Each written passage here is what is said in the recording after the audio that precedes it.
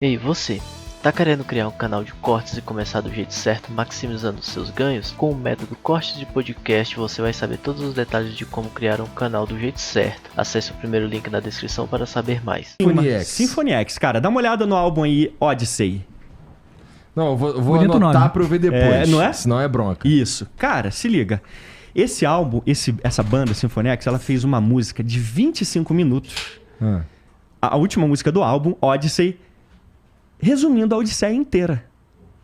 Cara, quando eu vi aquilo a primeira vez, falando do Ciclope, Odisseu chegando na terra do Ciclope, eu só tô resumindo aqui pra você entender. E aí depois ele indo até Calipso e ficando aprisionado, cara, dentro da ilha de Calipso. E detalhe, e aí a gente vai pra dentro da Odisseia.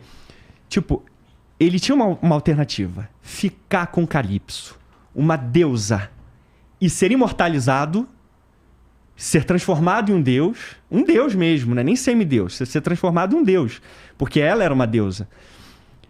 Ser transformado em um deus e viver pra sempre ao lado dela, ou retornar pra casa pra morrer, mas do lado de Penélope, a esposa dele. Era maneirona, Calipso? Cara, era retratada como uma deusa gata, né? Tá. Assim, deusa mesmo, uma deusa. E aí, depois de vários anos na ilha de Calipso, cara, ele todos os dias sentava na areia do mar. Cara, eu até me emociono em contar, cara. Porque, assim, é uma história tão linda, tão, assim, inspiradora. Ele sentava na beira da praia, todo dia de manhã, quando ele acordava, e ficava chorando.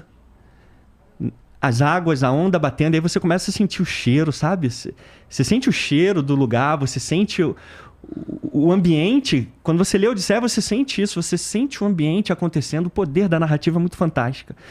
E aí ele sentado, chorando copiosamente, e Calipso vendo aquilo, todos os dias. E ela não entendendo. Como que pode você não querer imortalidade, não querer ficar do meu lado, uma deusa, e querer voltar para casa, para sua esposa mortal e morrer? E é assim que ele faz, todos os dias. Até que então, Zeus, vendo aquela situação, manda, se não me engano, Hermes, né? Isso. Avisar, olha, fala para Calipso liberar ele. Que ele não pode mais ficar nessa situação. E aí, então, Calipso manda ventos favoráveis, ajuda ele a construir uma embarcação, e ele sai em direção a Ítaca, que é a ilha dele.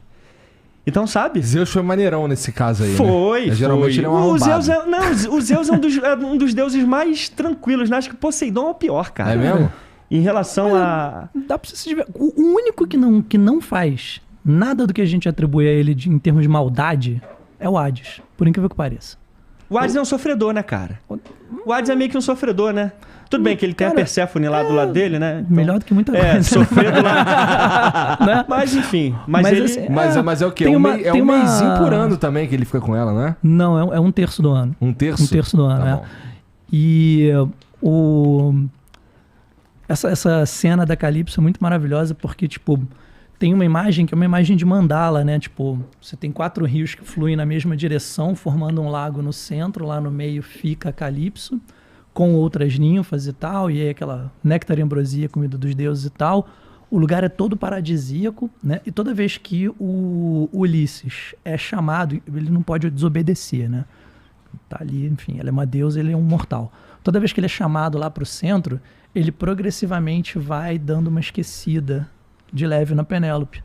E aí ele vai, faz amor com a Calipso e tal, e ele sai e vai pro mais longe que ele consegue da Calipso, que é a beira do mar. É. E aí tem essa cena maravilhosa. E é impressionante como é muito claro na Ilíada, né? Na Odisseia, como tipo, o cara se afasta da deusa para pensar na mulher, né?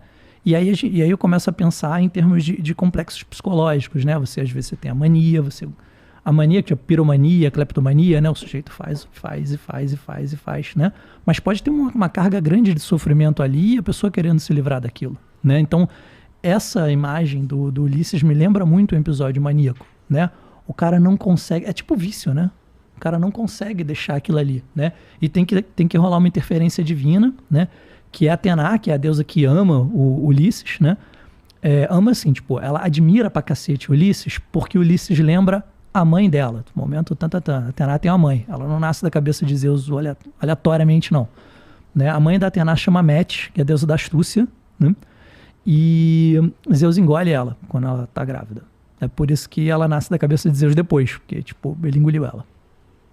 Pois é. Que jeito estranho de nascer, que jeito estranho de lidar também com a mulher grávida. Muito estranho. E rola uma brincadeira ali, porque como ela é a deusa da... Cronos também faz isso, na verdade, né? Em uma das versões, Cronos também engole os deuses, e Zeus que... Aí ele castra o cara e sai todo mundo de novo, né? Sai Poseidon, sai Hades, né? Então, era meio viajado, né, cara? Tipo assim... Era engolir, os greguinhos gostavam de dar uma viajada, cara. Sim, eles são bons nisso, hein? E eles sabiam que ia dar certo, por quê? 3.000 anos depois, a gente tá aqui falando sobre eles, cara. Não é? Tipo assim, os caras lá no podcast vão falar da gente aqui, 3.000 anos atrás. Vou ficar famoso, né? No final das contas, vou ficar famoso. E essa parada de engolir, cara, é basicamente o que acontece com as células, cara. É fagocitose mesmo, né? Se você pensar em divindades como, sei lá, uma pedra esculpida no alto do Partenon, você não vai entender a metáfora, porque você tá parado na imagem, né? Se a gente pensar como metáfora... Né? Tipo, o que é Zeus? Zeus basicamente é o complexo de poder. Né? Então ele vai ter parcelas positivas, a parte diplomática de Zeus que existe, né? E ele vai ter partes totalmente arrogantes, predatórias, sinistras, né? Ditatoriais, tal. Vai estar tudo ali. Ele é como o poder se comporta. Né? Qualquer pessoa que eu sou cientista político, eu falo, cara, quer entender poder? Vai estudar Zeus. Quer entender como é que você elege um presidente, como é que você perde uma eleição presidencial? Vai estudar a Titanomaquia, que é a batalha de Zeus contra os titãs. Zeus ganha da geração anterior dos deuses, que os titãs são uma geração anterior, né? Tanto é que o pai de Zeus é um titã, Crono, né? Zeus ganha da geração anterior porque ele para de guerrear um pouquinho só, deixa na mão do Hades e do Poseidon, basicamente, e ele desce no núcleo da Terra, núcleo de Gaia, né? Para buscar lá de dentro os ciclopes que são da geração dos titãs. Sabe você se aliar com o inimigo do teu inimigo? É isso, né? E aí ele vê que ele ganhou um pouquinho de poder. Daí que vem o raio, relâmpago, o trovão, que os Zeus têm, são dados pelos ciclopes. Né? Que são Arges, Estéropes e Brontes, os 3 ciclopes, né? E aí Zeus sente que, cara, melhorou, mas ainda não tô resolvendo, entendeu? Gostei daqueles 3 raiozinhos ali, raio, relâmpago, trovão, maneiro. Tava aqui viajando. Enfim. Tem aqui também, Sim. E Zeus era tipo um maluco barbudo de 40 e poucos anos. Foi o microfone, né? Zeus foi ciclope, você é um microfone que te deu esses raios, né? E Zeus era um cara barbudo mais ou menos da tua idade. Não era velhote, não era... É mesmo? Até porque a galera não envelhecia muito naquela época. Como é que tu vai ter a noção de um cara de 80 anos? Isso não é verdade, porque o Kratos, o Zeus, ele joga os raios destruindo Esparta no God of War 1 e ele tá de cabelo idoso, branco, né? idoso, Tampado cara. E tal. Tudo bem que é um idoso em forma, né? Você lembra daquela parte lá que ele tá com os raios jogando assim, arrebentando Esparta? Logo no início... Não sei se eu tô... Não, esse daí é no 2. Esse é no 2? E não é Esparta, não é Atenas. Ah, é Atenas? Porque o Kratos tá lá berrando com Zeus. Se bem que o Kratos só berra, né, cara? Depois ele ficou mais calmo. No último Quando agora, ele tem filho, ele fica calminho, né? É o que acontece, né? É o que rola, né? É o que acontece. Você sossega, né, Cria cara? uma barba, e tal, preocupação. Você envelhece uns anos. Barba branca e tal. Né?